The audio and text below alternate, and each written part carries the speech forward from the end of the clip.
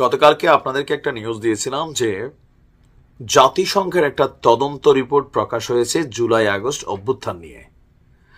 তো এই তদন্ত রিপোর্টে যে প্রতিবেদনটা আসছে এটাকে সরকার ওয়েলকাম করেছে।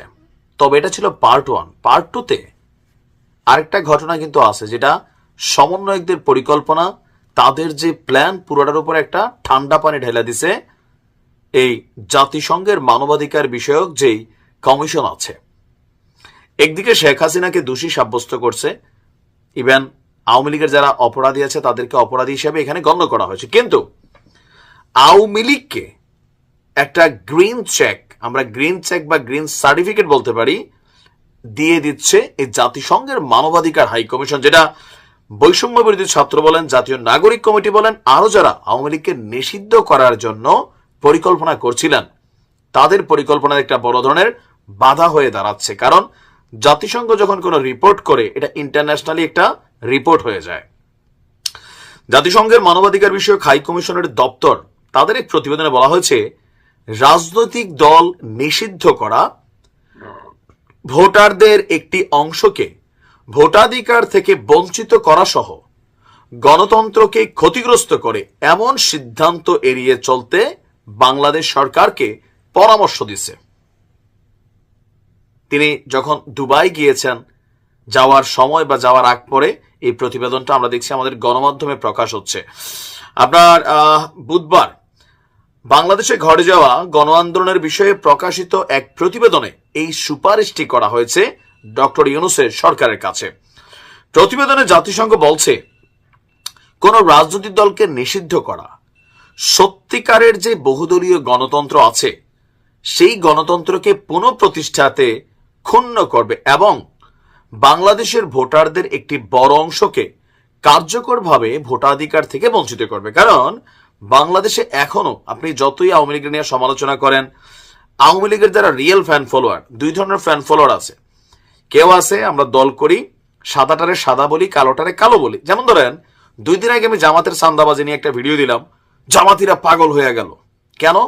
এই তুমি বিএনপিরটা দেখো না ভাই, বিএনপিরটা তো বহুতগুলো দিছি, এখন আপনার দলেরটা দিছি, আপনার গায়ে কাটা লাগে গেছে।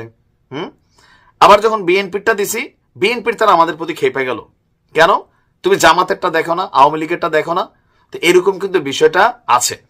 তো এখন এই যে ফ্যান ফলোয়ার বেস একটা মানুষ আছে, যে আমার দল যা করে কোনো সমস্যা নেই, অন্য দলটা প্রকাশ করো, এরকম আওয়ামী লীগের একটা সমর্থক আছে 30% প্লাস। 10% প্লাস যে সদস্যরা আছেন বা সমর্থক আছেন, তারা দলের অন্যায় নিয়ে কথা বলেন, যেটা অন্যায্য সেটার বিপরীতে তারা প্রটেস্ট করেন। তো তারা বিপদেও পড়ে। বাস্তবতা হচ্ছে এটা প্রত্যেক দলে আছে, যে কোনো অন্যায়কে আসলে তারা পছন্দ করে না, কারণ দল বেঁচে তারা ভাত খায় না। কিন্তু তারা আবার দলের মধ্যে বিপদে পড়ে, তারা পদ পদবি পায় না, অথবা আইন শৃঙ্খলার মাধ্যমে অনেক ধরনের বাটেও তারা পড়ে যায়। এটা আমরা দেখেছি বিভিন্ন সময়। তো যাই হোক, জাতিসংঘের এই প্রতিবেদনটা ঠিক ওই জায়গাটাকে বলছে যে যদি আওয়ামী লীগকে নিষিদ্ধ করা হয় বা যে কোনো দলকে নিষিদ্ধ করা হয়, রাজনৈতিক দলকে, এখানে আওয়ামী লীগকে সরাসরি বলে নাই, রাজনৈতিক দলকে নিষিদ্ধ, তো এই মুহূর্তে নিষিদ্ধের দাবি তো আওয়ামী লীগে আছে। তাহলে কি হবে? ভোটারদের একটা বড় অংশ, এই যে 30% মানুষ ভোট দিবে না। এছাড়া সব রাজনৈতিক দল এবং প্রার্থীর জন্য সমান সুযোগ নিশ্চিত করতে নির্বাচনের আগে বিশেষ ব্যবস্থা সহ অবাধ ও প্রকৃত নির্বাচনের জন্য নিরাপদ এবং অনুকূল পরিবেশের নিশ্চিতে সুপারিশ ও প্রতিবেদন করা হয়েছে। আপনি বুঝতে পারছেন? এখন আপনি একজন ছাত্রলীগ দেখে ধৈর্য মাইট দিতেছেন, কিন্তু যেই এই ইউনূস সরকার নির্বাচনকালীন সরকারের দায়িত্ব নেবেন, তখন ছাত্রলীগ, আওয়ামী লীগ, যুবলীগ যদি তারা নিষিদ্ধ না হয়, তারা যদি ইলেকশন করতে আসে, ইউনূস সরকার প্রত্যেককে নিরাপত্তা দিতে হবে। আপনি এই কথা বলার সুযোগ থাকবে না যে সে তো আওয়ামী লীগ, আমরা তাকে ধরে মাইট দিব, তার নির্বাচনে স্লোগান দিয়ে সে মাঠে নামতে পারবে না। এটাই কিন্তু সরকারকে আপনার সুপারিশ করা হয়েছে মানবাধিকার কমিশনের পক্ষ থেকে। এখন গতকালকে রিপোর্টটা সবাই যেমন মারহাবা মাশাল্লাহ বলছেন, আজকের এই রিপোর্টে জাতিসংঘের গোষ্ঠী উদ্ধার করবে অনেকেই। তবে আওয়ামী লীগরা সুন্দর আলহামদুলিল্লাহ হয়তো অনেকে লেখা শুরু করে দিয়েছেন। সাংবাদিক, আওয়ামী লীগ সমর্থক, সংখ্যালঘু নেতা, মানবাধিকার কর্মী, নাগরিক বা রাজনৈতিক ভিন্নমত প্রকাশকারী অন্যরা যেন নির্বিচারে গ্রেপ্তার, অপ্রমাণিত ফৌজদারি মামলা বা অন্য ধরনের ভীতি প্রদর্শনের শিকার না হন, তা নিশ্চিত করার গুরুত্ব তুলে ধরেছে জাতিসংঘ।